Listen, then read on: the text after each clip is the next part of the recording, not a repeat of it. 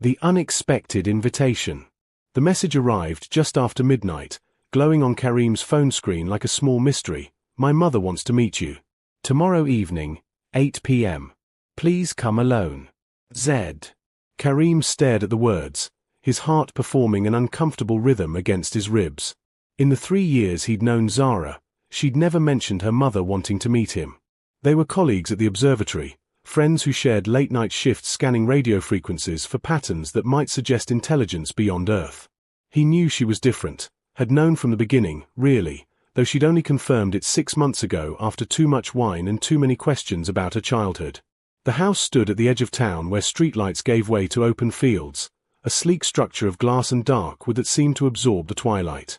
Karim's hands felt clammy as he pressed the doorbell, adjusting his jacket nervously. The door opened, and the woman standing there made him forget how to breathe properly. She was tall, with features that seemed both familiar and utterly foreign. High cheekbones, skin that held a faint luminescence in the fading light, dark hair that fell in waves past her shoulders. But it was her eyes that arrested him, deep and ancient, the color of nebulae, holding galaxies of experience he couldn't begin to fathom. She wore a simple dark dress that moved like water. Karim. Her voice was low, melodic, accented in ways he couldn't place. I am Naya. Please, come inside. Yes, thank you. He stepped past her, catching a scent like ozone and something floral he didn't recognize. Is Zara here? No. Naya closed the door with a soft click that seemed terribly final. She was called away this afternoon. Urgent matters regarding her assignment here. She gestured toward a living room where warm light spilled across minimalist furniture. I apologize for the deception, but I needed to speak with you alone. His pulse quickened. Is something wrong? Is Zara in trouble? Sit, please. Naya moved with impossible grace to a cabinet, pouring amber liquid into 2 glasses. Zara is safe. But there are things I must discuss with you, about her, about us, about why you've been allowed to know our truth. Karim settled onto a low sofa, accepting the glass she offered. Their fingers didn't touch, but he felt the proximity like static electricity. She sat across from him, crossing her legs, and fixed him with that penetrating gaze. You're afraid, she observed softly. A little, he admitted. I don't usually get mysterious summons from. He trailed off, unsure how to finish. From aliens. A slight smile curved her lips. You may say it, Karim. I know what I am. Secrets in the Starlight Garden. Seraphine shouldn't have come. She dismissed her attendants with flimsy excuses, slipped through the palace's hidden passages, and now stood at the entrance to the Twilight Gardens where luminescent flowers bloomed only under moonlight. Where she'd sent word for Kale to meet her.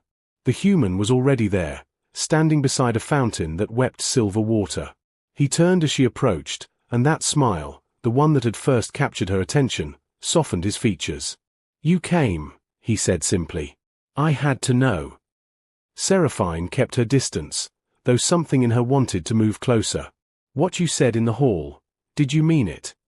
Every word. Kale stepped toward her, then stopped, respecting the space between them. Though I probably shouldn't have said it so publicly. I've caused you trouble. I've lived 28 cycles in trouble of one kind or another. She moved to the fountain's edge, trailing her fingers through the cool water. The trouble of being watched constantly, judged constantly, expected to be perfect constantly. You're different trouble entirely. Good trouble or bad trouble? For the first time, Seraphine laughed, a sound like wind chimes in a gentle breeze. Her markings pulsed with warm light. I haven't decided yet. They talked as the twin moons climbed higher. Kale told her stories of Earth, of oceans that stretched to horizons, of seasons that transformed entire continents, of a childhood spent running through forests without protocols or expectations. Seraphine found herself sharing things she'd never told anyone, the loneliness of her position, the weight of an entire people's future resting on her choices, the way she sometimes stood on her balcony and wondered what freedom felt like. May I? Kale extended his hand, palm up, an invitation rather than a demand. Seraphine stared at his hand. Such a simple gesture, yet it violated a dozen protocols. Luminary royalty didn't engage in casual touch. But slowly, carefully, she placed her hand in his. The contact sent warmth flooding through her entire body. Her markings blazed violet bright, illuminating the garden around them. Cale's eyes widened in wonder, and she knew he could feel it too, this impossible, undeniable connection. "Meet me here tomorrow night." His thumb brushed gently across her knuckles. "Yes," she whispered, knowing she was crossing a line from which there was no return. Behind a distant column, High Chancellor Voron watched the princess withdraw her hand and disappear into the shadows. His ancient face hardened with displeasure. This human had been in their kingdom for mere days, yet already he threatened everything. The arrangement with Prince Tyralis, the carefully negotiated alliance, the future of Iridessa itself, all of it endangered by a single foolish attraction. Something would have to be done. The dance of two worlds. The Harmony Chamber was forbidden to outsiders, but Seraphine had brought Cale anyway, sealing the crystalline doors behind them. Soft light emanated from the walls, responding to the presence of luminary energy. "This is where we learn to control our markings," she explained, moving to the center of the circular room. "To manage our emotions, our connections. It's called the Harmony Ritual." "Show me." Cale's voice was quiet, reverent. Seraphine began to move, her body flowing through positions that seemed like dance but felt like meditation. Her markings traced patterns of light through the air, leaving brief after images. "It's about balance, control and release, duty and desire." "And which are you feeling now?" Cale asked. "Duty or desire?" She stopped mid-movement, turning to face him. "Both. Always both." She extended her hand. "But right now, I choose desire." He came to her without hesitation. She guided his hands to her waist, showing him the rhythm of the movements. They swayed together, close enough that she could feel the warmth radiating from his body. Her markings began to pulse in time with their shared breathing. "Seraphine," he murmured, and the way he said her name made something inside her unfurl like those night-blooming flowers.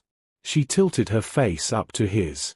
"If you're going to kiss me, Cale Navarre, do it now before I remember all the reasons I shouldn't let you."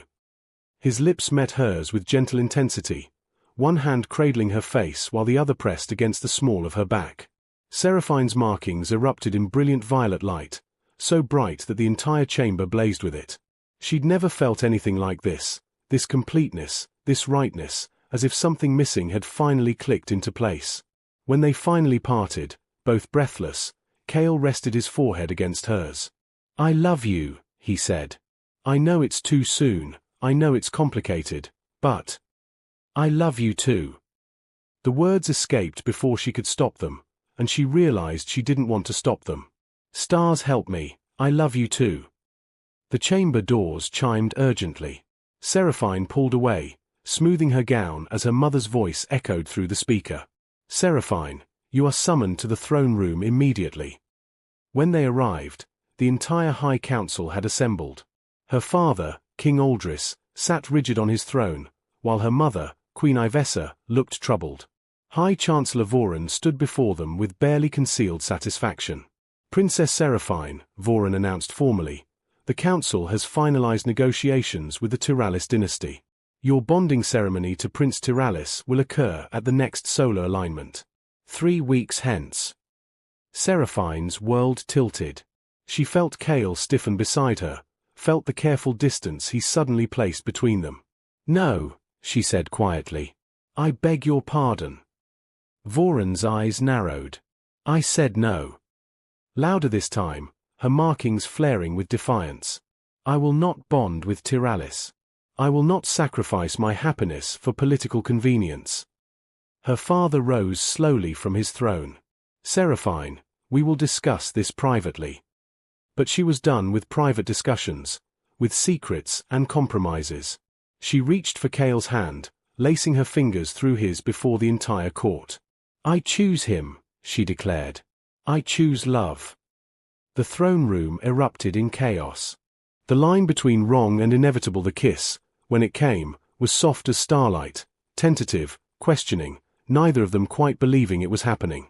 Naya's lips were warm against his, and she tasted like the strange tea and something else, something indefinable and intoxicating. Karim felt the world tilt on its axis, felt every careful boundary he constructed dissolve like sugar in rain. She pulled back first, her eyes searching his face with an intensity that made him feel transparent. "This is madness," she whispered, but her hands were still on him, one cupping his jaw, the other pressed against his chest where his heart hammered frantically. "Complete madness," he agreed, and kissed her again. This time there was less hesitation, more hunger. Years of loneliness poured into the connection between them, his isolation in a world that moved too slowly for his mind, her exile among beings who would never fully understand her nature. They gravitated toward the sofa, moving as if through water, as if the air itself had thickened with the weight of what they were doing. Naya sank onto the cushions, drawing him down beside her. Her fingers traced the line of his jaw, his neck, exploratory and wondering. "You're trembling," she observed softly. "So are you." "I'm afraid," she admitted. "Of this. Of hurting Zara. Of wanting something I shouldn't have." Karim captured her hand, pressing it against his lips. "We could stop. We should stop. And yet neither of us moves away." Her smile was sad and knowing. "Do you believe in fate, Karim? In connections that transcend logic?" "I'm a scientist. I believe in observable phenomena, in data, in proof." "That's not an answer." He looked at her, really looked, at this extraordinary being who had somehow slipped past every defense he'd built. "I believe," he said slowly, "that some things exist beyond our ability to measure them. That doesn't make them less real." Naya leaned into him, her head finding the curve of his shoulder with surprising naturalness. He wrapped an arm around her, and they sat in silence for a long moment, just breathing together, feeling the impossible rightness of the connection. "Tell me about her," Karim said finally. "About Kira." He felt Naya stiffen, then gradually relax, as if his willingness to hold her pain had unlocked something. "She was curious about everything," Naya began, her voice thick with memory. "Like Zara, but even more intense. She wanted to touch every new thing, taste every food, hear every story. When we decided to come to Earth, she was so excited, a whole new world to explore." "How old was she?" "By your counting, 12. The disease took her within months of our arrival. Our physiology doesn't always adapt well to your microorganisms." A single tear traced down Naya's cheek, catching the lamplight. "I held her at the end. Promised her I would complete our mission here, that her sacrifice would mean something." Karim's throat tightened. He turned slightly, using his thumb to gently wipe away the tear. Naya caught his hand, holding it against her face with both of hers. "I've never told anyone on Earth that story," she whispered. "Not in full. Even Zara doesn't know all the details. I couldn't bear to burden her with the depth of it." "You can tell me," he said. "I'll carry it with you." Something broke open in her expression, relief and anguish mixing into something raw and beautiful. She kissed him again, and this time there was desperation in it, a need to feel alive, to be held, to momentarily forget the weight of grief and duty and impossible choices. They moved together in the lamplight, learning the geography of each other, the curve of her neck, the warmth of his hands, the way their breathing synchronized. It wasn't about passion as much as comfort, two lonely souls finding temporary harbor in each other. "This can't continue beyond tonight," Naya said against his shoulder, her voice muffled. "You know that." "I know. Zara would be devastated. Betrayed. I know that too. And yet I don't want it to end." She pulled back to look at him, her eyes bright with unshed tears. "Is that selfish? If it is, then we're both guilty." Karim brushed her hair back from her face, memorizing every detail, the subtle glow of her skin, the constellation patterns that became more visible as her emotions heightened, the ancient wisdom and fresh vulnerability in her gaze. "But maybe some moments exist outside of right and wrong. Maybe some connections are just true." Naya kissed his forehead tenderly, a gesture of blessing and farewell combined. "You would have done well on my world," she said softly. "We value those who can hold contradictions without breaking." They held each other as the night deepened around them, knowing dawn would bring impossible choices, but for now allowing themselves this stolen fragment of time where two lost souls had found unexpected recognition in each other's arms. A silent promise. The first hints of dawn crept through the windows like an unwelcome guest, painting the room in shades of grey and gold. Kareem had dozed briefly, his head resting against Naya's, her fingers intertwined with his. Now, consciousness returning, the weight of reality settled over him like a heavy coat. Naya stirred, her eyes opening slowly. For a moment, she looked at him with such open tenderness that his heart ached.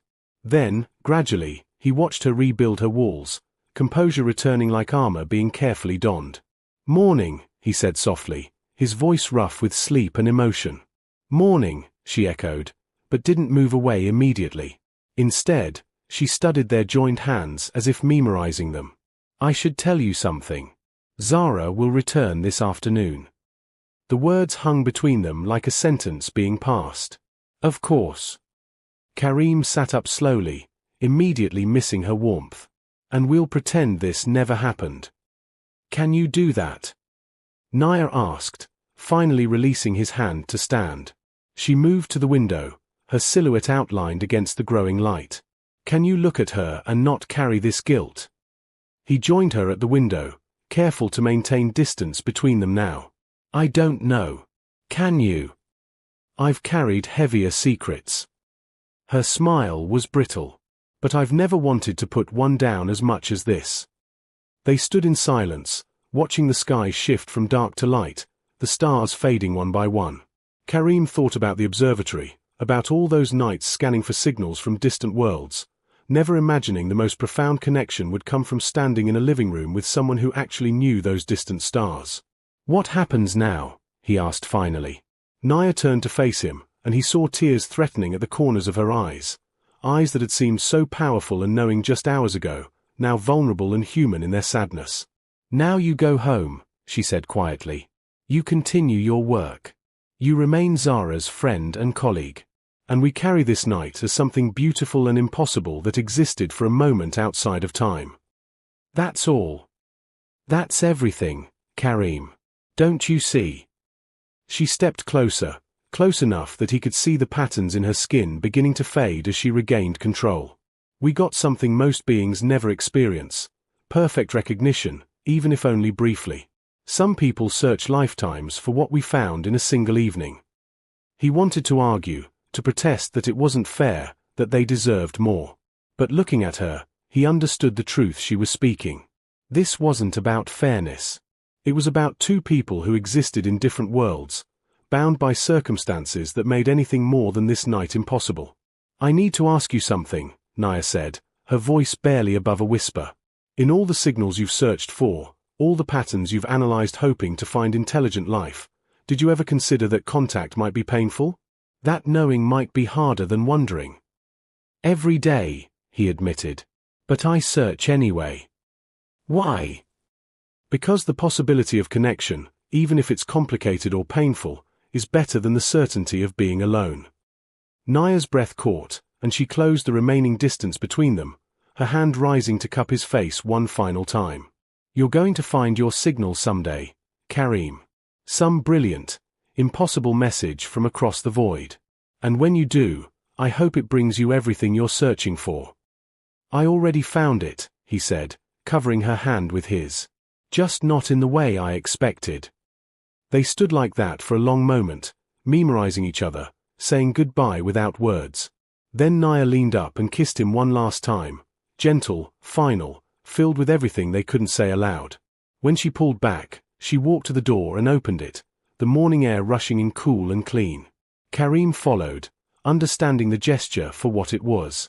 At the threshold, he paused and turned back to her. Naya stood framed in the doorway, beautiful and unreachable, her expression carefully composed except for her eyes, those ancient, knowing eyes that held galaxies and now held this secret too. No words seemed adequate, so Kareem simply held her gaze, letting everything he felt pour into that look: gratitude, longing, understanding, acceptance, and a love that had bloomed and died in the space of a single night yet would somehow last forever. Naya's lips curved in the smallest smile, sad and knowing, and she touched her fingers to her lips, then extended her hand toward him, a gesture from her world, he realized, a blessing or a promise or perhaps both. Then, gently, she closed the door. Karim stood on the step for a long moment, watching the sun rise over the ordinary suburban houses, feeling fundamentally changed. When he finally walked to his car, he didn't look back. He carried the weight of the night with him, a beautiful secret that would alter every moment that came after, every time he looked at the stars, every time he saw Zara and remembered her mother's eyes. Some connections, he understood now, weren't meant to be kept. They were meant to be experienced, honored, and released, like starlight that travels across impossible distances just to touch you for a moment before continuing on its eternal journey through the darkness.